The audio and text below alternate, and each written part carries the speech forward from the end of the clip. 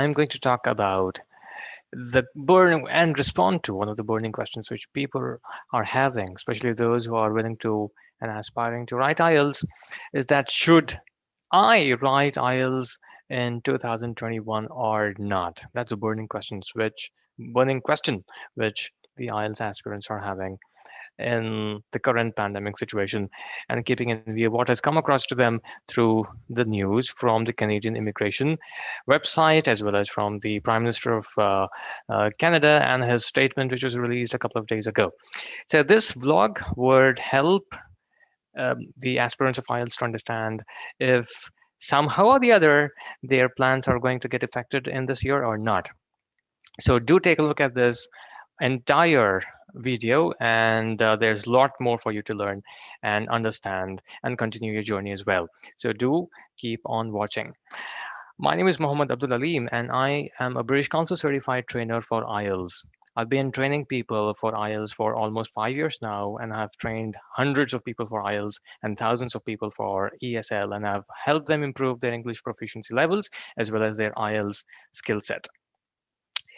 In the contemporary in the current period, in the time and age, I wouldn't say time and age, but I would say the present situation because of the pandemic, a lot of people have heard a lot of things from different, sources, especially which might affect their dreams to either go abroad and migrate to a first world country like Canada, or to go to a first world country or Western country to pursue their higher studies.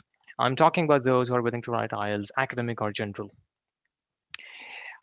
So the question which is there in the people's mind for those who are willing to write IELTS or who were planning to write IELTS in, um, you can say 2021, is that they are hesitant, keeping in view the different news which is coming, uh, talking about the restrictions which the Canadian government has imposed. So those who are willing to write IELTS general are feeling quite hesitant to write IELTS and to prepare their files and to file for an immigration as well. And for those who are willing to go to Canada and to other countries like US, UK, Australia, or New Zealand for pursuit of their higher studies are also quite hesitant because even these countries which I've just named have closed their borders as of today. So the good thing is that, guys, no matter you're applying for immigration to Canada or you're applying for pursuit of your higher studies in the countries that I mentioned, or as a matter of fact, any other country in Europe, where a lot of people go to pursue their higher studies and where they have to furnish their IELTS band scores as well, is that you can be ready. And as per the Canadian government's website itself, they are willing to take more than 400,000 immigrants in 2021. So if they take over 400,000 immigrants in 2021, that would be more than any other year that they have taken the immigrants into their borders. So as a matter of fact, you should be more motivated. You should have more positive vibes in yourself. It is not coming to you as a negative news, but it is in fact coming to you quite positively that things might change in the months to come. Of course, it is not going to be as smooth as it was in the previous years. The process might be slightly slow, but that doesn't mean that you should shun and drop your ideas and your views and your dreams to migrate or to pursue your higher studies. So the good thing is that the immigration is still going to continue at least till 2023, until the liberal government in Canada is going to be there. And then um, it's also about the question which people have as to should they go there or not, to migrate or not, despite having all the files except the IELTS, is that people are getting this news, which was, quite recently released by the Canadian government, by the Prime Minister of Canada, Justin Trudeau himself, wherein he has mentioned about the self quarantine. Guys, self quarantine in Canada has been, imposed ever since the start of the pandemic. But the fact that the recent release has might have confused few people, and which says people who come as citizens or permanent residents from any other country back to Canada would have to self impose a quarantine on themselves and get into a government approved hotel after landing and clearing all the customs and immigration formalities, and pay close to $2,000 in that particular hotel, which is approved by the government, to self quarantine for 72 hours or 3 days, as a matter of fact. I know that this is going to be quite hard on the pockets, especially even if you have just a couple of just a couple migrates or goes or returns from any other country to Canada. It might cost them at least $4,000, or if they have a couple of children, that's going to cost them huge, like $8,000 Canadian dollars is also a huge amount.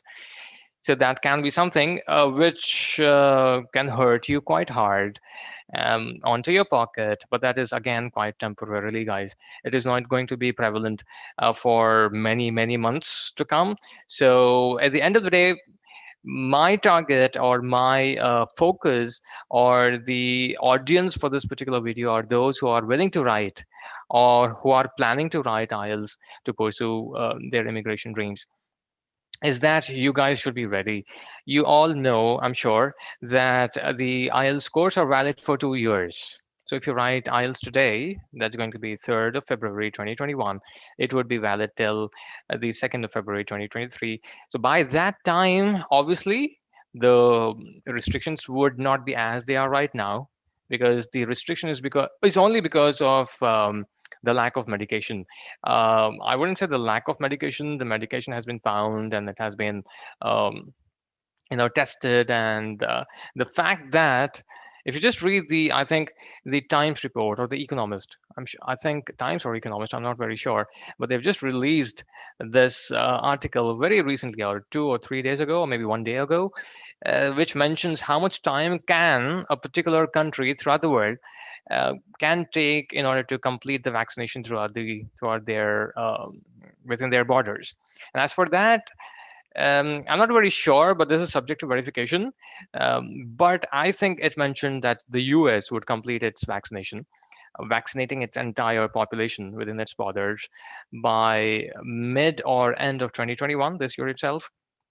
And so was the case with those countries which are quite industrialized, which are capitalistic, and which are quite, you know, which are um, uh, the countries like France and UK, Germany, which are highly industrialized, which have a lot of technology in its usage.